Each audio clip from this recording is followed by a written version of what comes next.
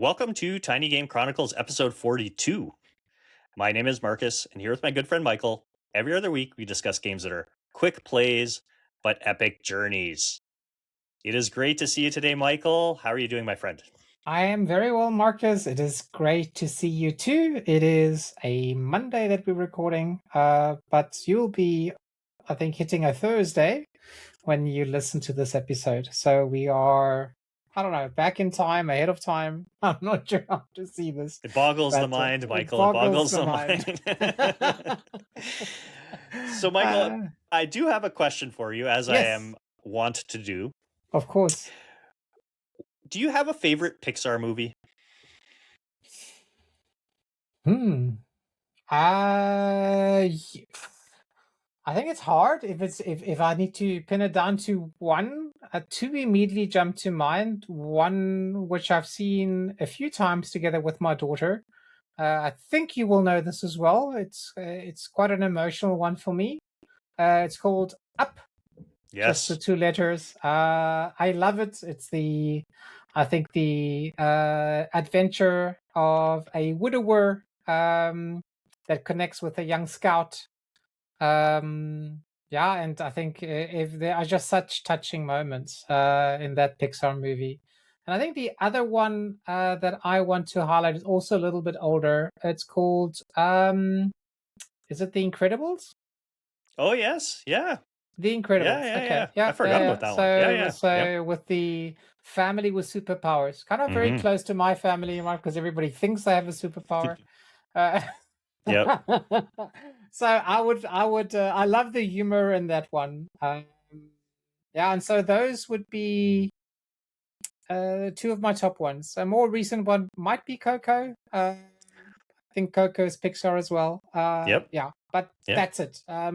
I've never been, I'm not sure how you feel about it. I've never really been a Toy Story fan. So it just doesn't hit the places it needs to hit with me. So they're my... Too cozy, maybe. It's too cozy. My cold heart has no place for Toy Story, even though we have, I think, 3 or 4 or 5, I'm not sure, movies. What about you, Marcus? Yeah, I'm not the biggest Pixar person. Okay. I've seen a decent amount of them as I was going through the list as thinking about this question. And you've hit 2 of the ones that of my top 3. Coco? I really like Coco, actually. Yeah. And Up as well. Yeah, very good. But my favorite is probably Ratatouille. I really like Ratatouille. Yeah, I would put it at number 3. I love Ratatouille. It wasn't on my radar at all, but 100% right. Ratatouille is a great, at least once a year type of movie that one should watch and rewatch. Beautiful story. Very French. Very French, yes. Like the developers of the game that we're going to be talking about here today, Darwin's Paradox. Darwin's Paradox, like, to me, I will get into it, Michael, but this is like a Pixar short movie for me. Like that is exactly what I was thinking playing this game. Before we talk more about Darwin's Paradox, though, we just wanted to highlight our previous episode for the game, a Highland song. Have you gone back to it since we talked about the episode, Michael? I have not, but I'm meaning to. So I keep thinking about going back. I haven't either. I keep thinking about going back. This game really left a mark on me, and I think we had a really good discussion about it. Absolutely. Definitely one. Yeah, it's going to be on my replay list because I'm actually curious about some of the other paths that I hadn't taken, and maybe. I mean, it's not a priority, but maybe I can make it in time this time. That's right, yeah. But also don't forget about the sights along the way. Right? Exactly. It's all about the journey, not about the destination. That's right. So yeah. Okay, Michael, let's begin our discussion about Darwin's Paradox. Darwin's Paradox released on everything: PC, PS5, Xbox Series X and S, Switch 2. Almost like a month to the day of our recording here, April 2nd of 2026. It was developed by the aforementioned French studio out of Paris called ZDT Studio. It was published by a pretty big name, Konami, in the video game industry.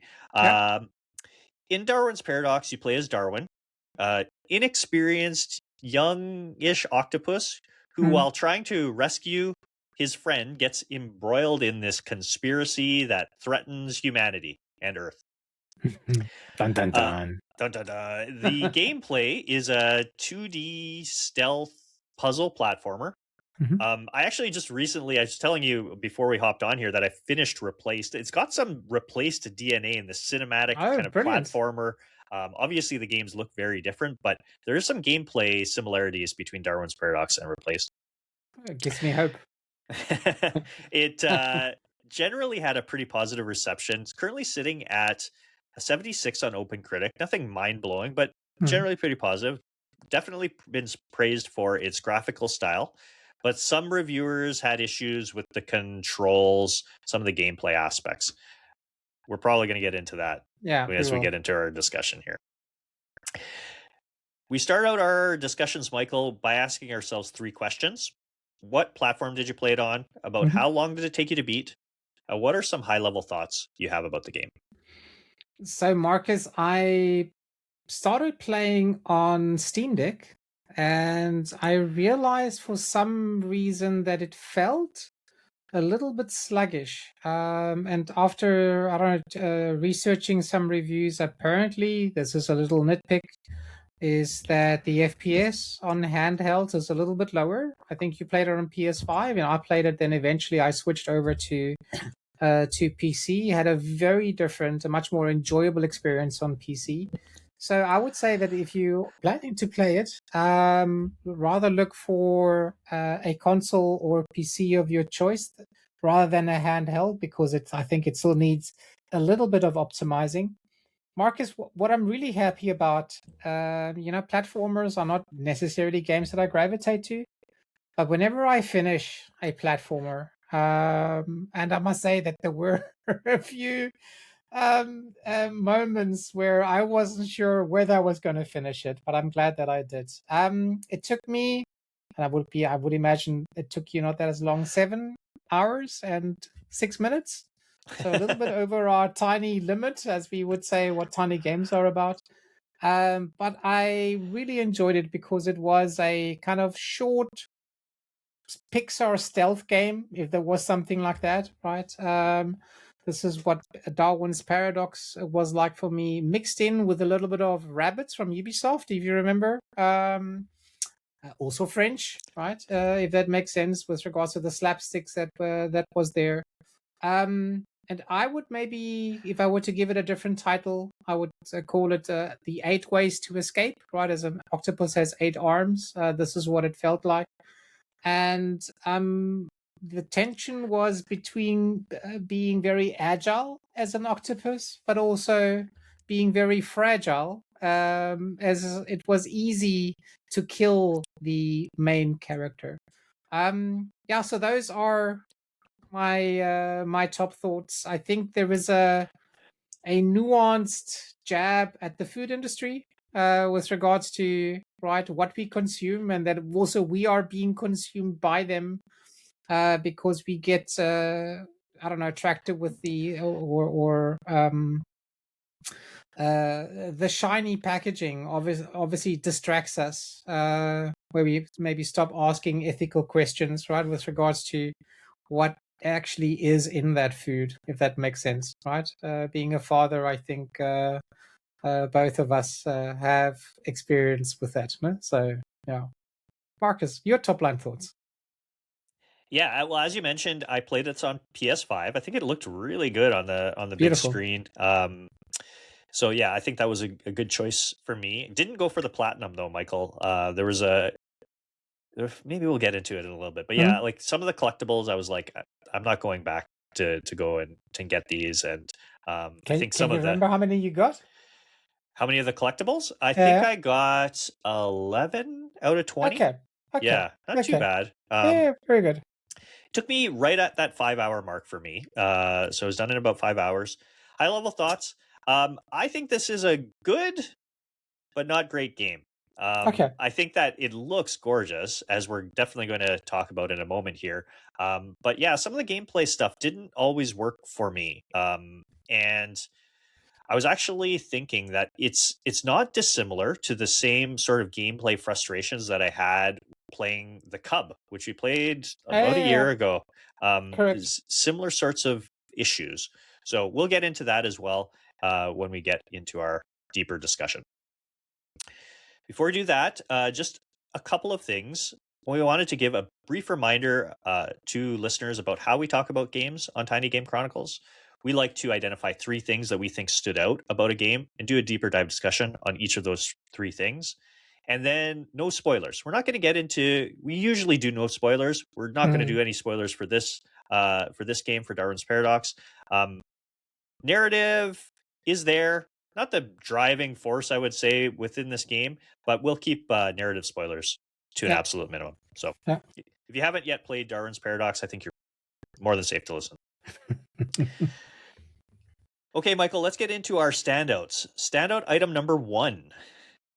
This game, as I've mentioned already, looks like a Pixar movie.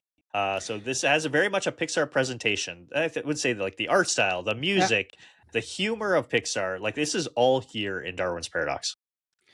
I think this is a thing that really helped me with regards to my headspace of playing platformers. The fact that it was so Pixar-like, so Darwin as the main character, your little octopus is usually expressive, very, very cute. And I think that the spaces, we're going to be talking about levels, but I just want to talk about the use of color, right? It's very bright. There's a wonderful soundtrack that goes with it that kind of also gives that a little bit of that Pixar feeling that we mentioned, right? It's a mix between, I don't know, sneaky, playful. There's ominous moments that we have.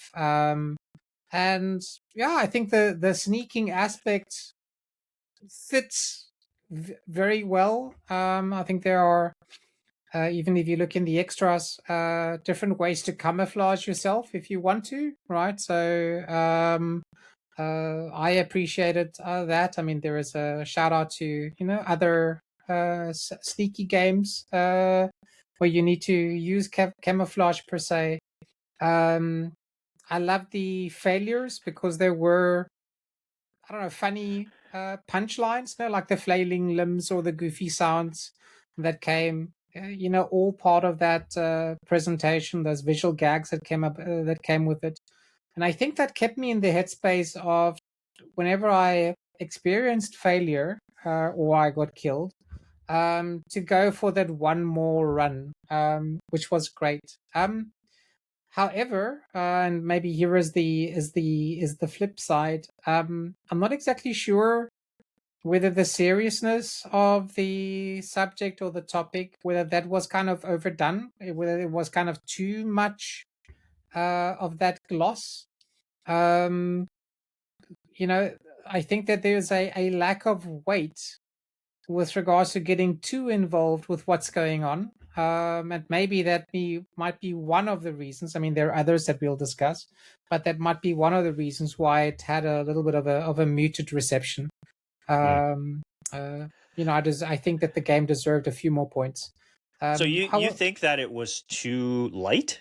Would you say I think not serious enough? It was too too much like a caricature, if that kind of makes sense. Yeah. It was overplayed a little bit more, or too much, and I could have used a little bit more seriousness with regards to the game having a weight or more of a gravitas, which it didn't have, right? So it's just a question of, okay, is it slightly overdone? Maybe it needs to be, rabbits are obviously also overdone.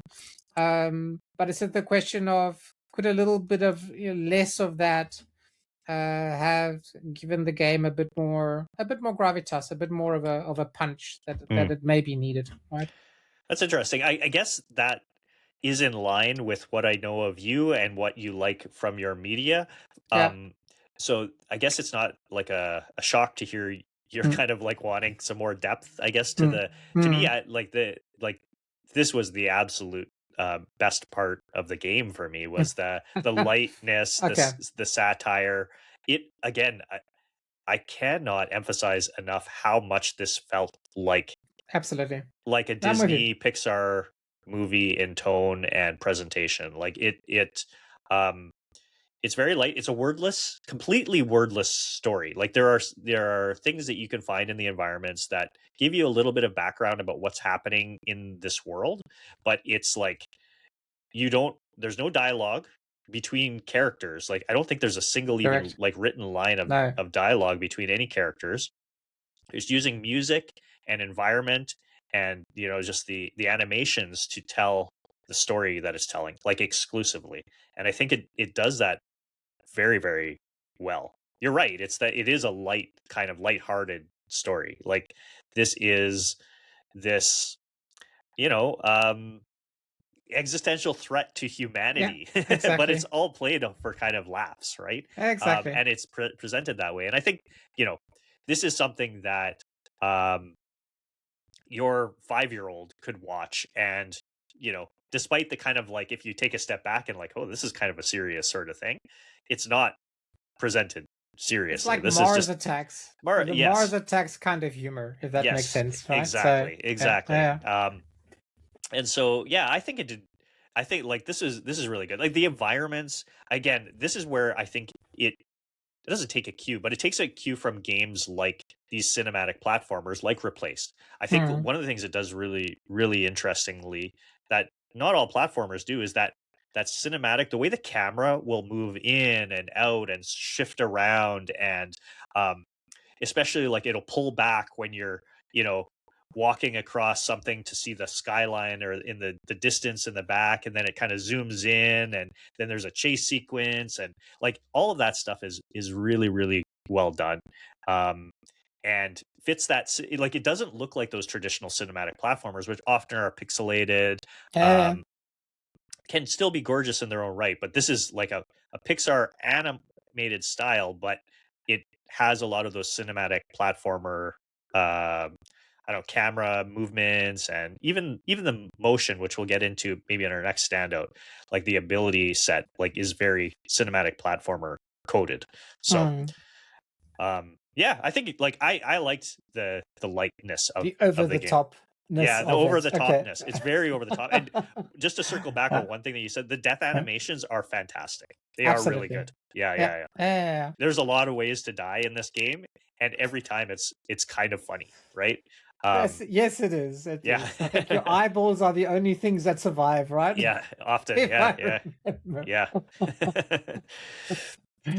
Yeah. Okay, Michael, let's move on to our second standout. And this is something that you had brought up in our discussions before we, as we were planning the episode, Mm. is that you really appreciated the character's move set, like the abilities that you have at playing as Darwin, because you didn't feel like anything was too complicated. Yeah. Yeah, Mm.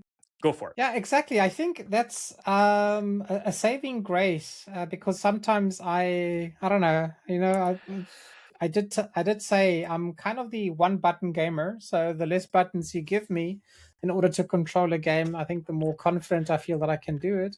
And I think that controlling Darwin was refreshingly simple. I mean, you move up, you jump, you stick to surfaces, you slip into cover, you fire ink. And I think there's a clean set of inputs. Now, whether all these inputs are working all the time, I think they work most of the time. There is some frustration, obviously, if more than one button come into play, and your character here, Darwin, is not reacting to it. That's especially when time is of the essence, right? Because there are certain timed moves that you need to make. It can become a little bit frustrating. But I think what I appreciated is that on the controller, and I would suggest that you use a controller, right? This is not a mouse and keyboard game. I'm not even sure how you could play it just with the mouse and keyboard. I know the option is there. Um, but I what I appreciated is they took the octopus per se, and they looked at everything an octopus might plausibly do. So shoot ink, squeeze, wrap, vanish, camouflage. All those added to that kind of tactile charm that main character had. Um, I think where maybe the game, I don't know, if flounders a bit is not necessarily with regards to the skills you need, but I think that there are some design bumps in the level design. We're going to go into that within our next one, where some of those controls might not be as, I don't know, as good as they could be. But all in all, I think to 90% of the time, it's a pretty tight game. What about how was the moveset for you, Marcus? Pretty good for the most part. I think like I would agree that like 90% of the time it felt like it worked well. Like you were able to identify what it was you needed to do and then execute the Commands, ability, whatever. the move that you needed Yeah. to. Again, you mentioned camouflage, you can shoot ink, and both of these things work differently when you're out of water versus in water.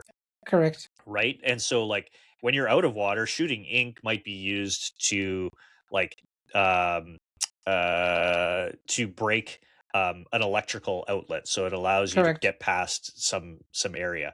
But in underwater, you shoot ink to help camouflage you from, I don't know, sensors or something like this, Correct. right? And similarly, like when you're swimming, you can't camouflage yourself. You have to be kind of stuck on You can do either a one or the surface. other. Yes. Exactly. And Exactly. so what else is there? You could be moving stuff, you can grab stuff to move. One Exactly. of the real frustrating section for me from a gameplay and ability set was like Darwin has the ability to flip switches and basically like 100%. and the timing of these switches for some of these You puzzles and me was, both. yeah, there's, I think it was really the first one where you had to like time these pistons or something that were coming Exactly. down. There was Whenever three of they were them that green, the light yes, was green is when you needed to move, and that timing was a nightmare.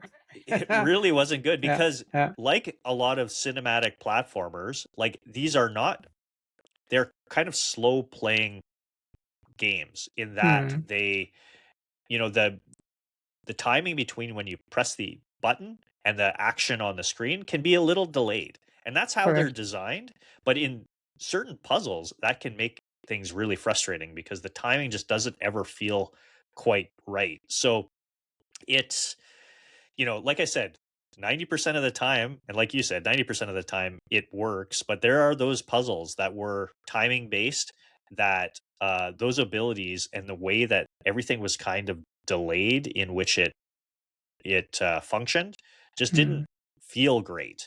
Um, and I feel like that kind of comes into, maybe we can transition right now into our standout item number 3 because Let's that's do it. really, it's level design. So our Yeah. third standout was the level design. There's some really excellent things in Darwin's Paradox about level design, but there were some of those frustrations. Like some of those puzzles didn't seem to really match the move set that you had, and so like it it made for some, I don't know, some real frustrating sections. I remember thinking, Michael, I was like, Michael is going to lose it on these sections because I'm You getting weren't really wrong. frustrated, Yeah. and I know that those things can really grind your gears. Yeah. So when it comes to level designs, I mean, there are definitely some plus points, right? There is, for those of you who haven't played it, there are levels that are out the water, and there are levels that are in the water. And you mentioned it as well, Marcus, right? The behavior out the water and in the water is going to be very different. Sometimes you need to, or you have to jump into some sort of fluid to push away an enemy, but that also means that if you are in this fluid, you can't really stick, right? Yep. If that makes sense, right? So that's something that you need to control. And I think what I really liked with the level designs is the variety that we've had. I don't think there ever was a level that I would say was boring. I mean, obviously, some levels you sneak through faster, right? If that makes sense. And I use sneak because a big portion of this game is hiding and sneaking and making sure that you're not discovered. A little bit like what we have with Little Nightmares, per se. But there are a chain of labs, tanks, factory corridors that you kind of go through and where you try and find an escape route. And these areas are dense. There are a lot of micro challenges, But what is a real saving grace about this game is the general allotment of checkpoints. Mm. Very much like what we had in O, right? Which I also appreciated as a platformer. So the core feeling is that once you get into a rhythm, and there are definitely challenging aspects in some of these levels, is because it's so charming and so colorful, you immediately have this feeling of, okay, I can do this, I got this, until you realize that maybe you don't. Yeah. So it is just, as I said, it's just a slip. It is just a timing issue where you might just be a little bit off. However, there are some, and I think this is perhaps the aspect that I struggled with the most. I don't think that all the level designs, or to pass through the level design, is based on skill. I think a big difference here, there are some chase scenes that we have towards the middle and towards the end of the game, where you actually need to work out the ideal path. So it's very much about memorizing a path rather than skills in order to avoid being attacked or meeting the enemy or the enemy catching up on you. Marcus, how was your experience? I'm trying to decide where I want to go with this. So I would 100% agree that, and this is where those comparisons to playing the Cub are really highlighted for me, right?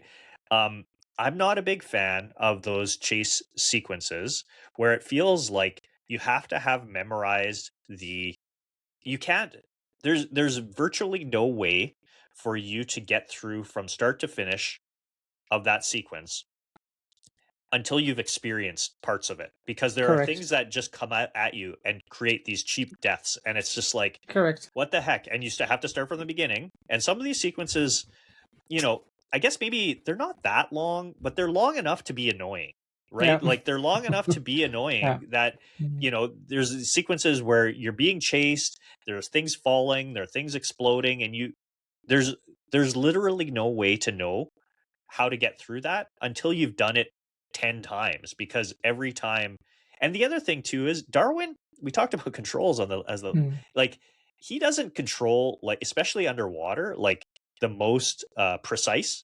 So there's a little bit of that movement kind of aspect that isn't like, I don't know, you move a little bit to the left and sometimes he moves a lot. It feels like a lot more to the left. And so you're getting a lot of cheap deaths during certain sections because they felt like they're not the fault of the player. It's the water currents, Marcus. It's sometimes the those water currents. Oh, right, right? yeah. Sometimes those current puzzle or love areas were not great as well. I found some sections, Michael, and maybe I could have tweaked this in the settings, but like some of the sections were really dark. Like they were very hard to see the things that you had to avoid. And that was also frustrating because, like, most of the time the game looked great, but then there is some sections it was like so dark. I was like, I can't even see what I'm trying to avoid here, and then I'm just dying, and it's like, ugh. So those were definitely frustrations with level design, because there were, again, but they were relatively small. Again, 90% of the time, I think the level design is really, really good, but that 10% create some real frustrations because you end up having to repeat. And I will say, you thought you liked the checkpoints, and I think, again, for the most part they were okay, but some of those basically was like every time you completed a puzzle, so get past, like, it would do an autosave. And so but some of those puzzle sections were quite long.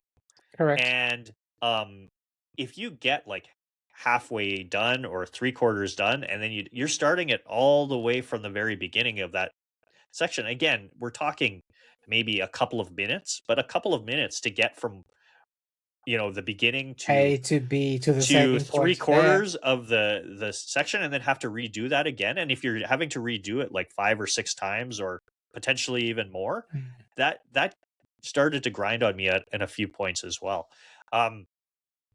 In terms of level design, though, I don't want to only crap on this game, because I think it does, most of what it does is really, really good in terms of Yeah. level design.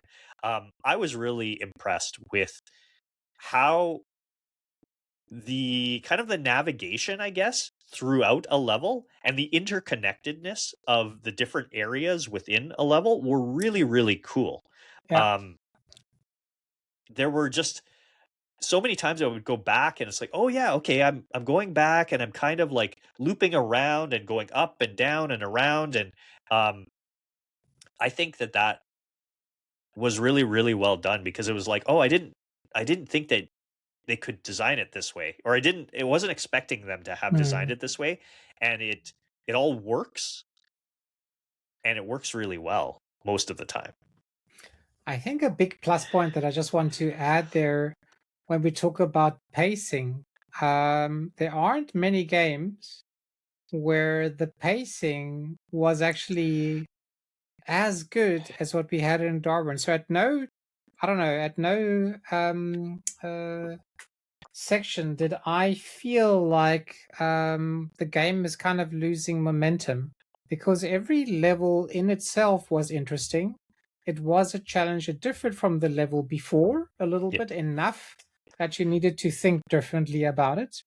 Um, and I actually thought that the interconnectedness, you mentioned it as well, of all the different parts of what we went through. Obviously, this is fantastical, right? And over the top. But I thought that it all worked together extremely well. So also with regards of pacing, I don't feel that within at least the 7 hours that I played, where I had the feeling, okay, I wish, I would finish this level now because it's not entertaining me anymore. I mean, even a small spoiler, there's a parkour level, right? Yeah, it took a lot out of me, but I love the fact that we did have a parkour section Mm, in the game, if that makes sense, right? mm. Yeah, I think that that's something that is done really well, and we haven't really touched on. I guess maybe we've been adjacent to this, but like Mm, there are 15 chapters in this game, and they are all correct. very distinct. Like you are Yes. kind of going in and out of water into much different environments. You kind of listed a few of them. These kind of more industrial sorts of Mm, environments, there's more ocean environments, um, lots of other stuff in between. So that's really well done, and it all kind of fits right within the story that's being told. So yep. that's really well done, I would say. Absolutely. Yeah. Okay, And Michael, I think I'll go for it. sorry, and I love the environment outside. A highlight of this game, when we're talking about level design, is the destruction of the outside world. I'm not Yes. sure how you felt, but Yes. I thought Yes, that those that were really was well done. Yeah. such a highlight. Where obviously you're racing against time, but you need to jump from building to from building As to building, everything from is chimney just to chimney. collapsing and just being destroyed. Yeah. Beautifully done. Yeah, really, Beautifully really well done. done. Yeah. Yeah. Yeah, for sure. Okay, Michael, now it's time for our community standouts. We didn't get Yes. any, unfortunately, for this one. I suspect it's probably because it's a pretty new game. People haven't had a chance to play it. But if you do want to have any standouts that you have about the game that we're talking about, Michael will do a call out in our Discord, and you can respond to that with any things that you thought were really done really well about the game, and we'd love to read them out on a future episode. Okay, Michael, wrapping up our discussion with Darwin's paradox, we end these things by asking ourselves if we recommend the game, and if so, to whom? Yeah, so for me, a big thumbs up. I think this game, maybe a fairer rating would be runabout, I don't know, 78 to 80. Runabout there is just below that. I think it deserves a little notch upwards. I think that'll be an ideal way to score the game, at least the way that I experienced it.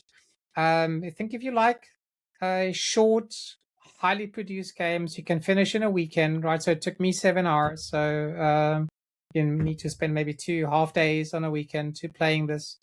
Where route crafting is going to be ideal, so to find your way out of a specific level, then this is it. If you like over the top, colorful games, if you like rabbits, if that says anything to you, then this is a wonderful game to pick up.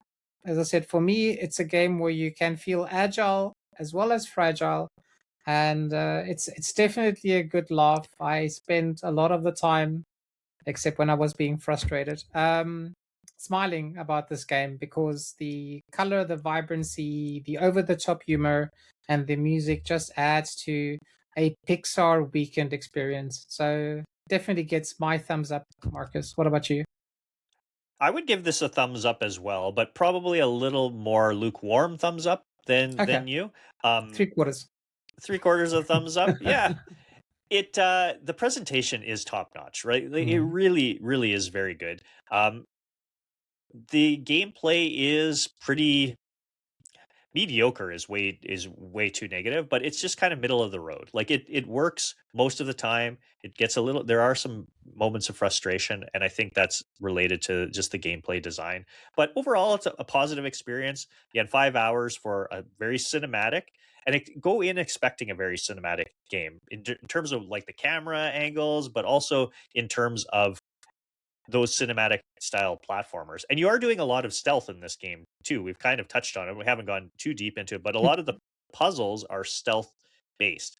I'm not a Correct. puzzle guy, as we know on this show. I didn't have any problems. I think I had to look up one. I did have to look up Okay. one because I was like, I don't even know what I'm supposed to do. But for the most part, even if I didn't know initially, it didn't take me very long to figure it out. So they do leave some breadcrumbs, and again, they're not the most complicated puzzles. So it's really just a means to kind of like provide a little bit of, I think, resistance through just walking through the entire the entire story. But yeah, overall a pretty positive experience. But don't go in expecting like something your mind Yeah. blown in terms of gameplay, at least.